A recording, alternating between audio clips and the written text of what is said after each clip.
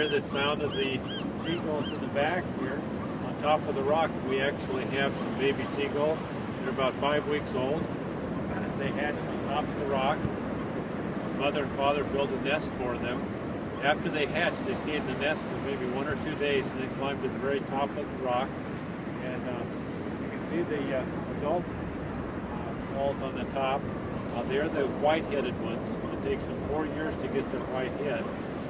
If you see a gull on the beach that's a gray gull or partly white, it's just a juvenile. And it doesn't reach maturity until it's 4 years old.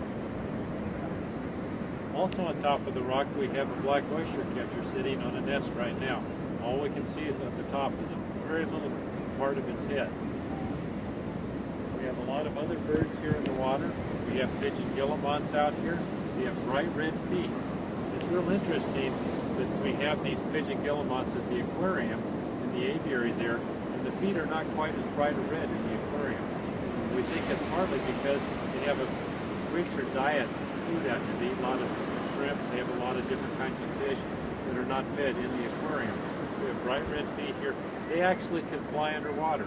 They go out, dive underwater, flap their wings underwater, catch little fish, and then they'll take the fish up to their burrows on the hillside. They have young ones in the hillside, and they will feed the young ones the fish. They carry the fish crosswise in their beak, and that's the oyster catcher up there. You hear that sound of the oyster catcher with a long orange beak.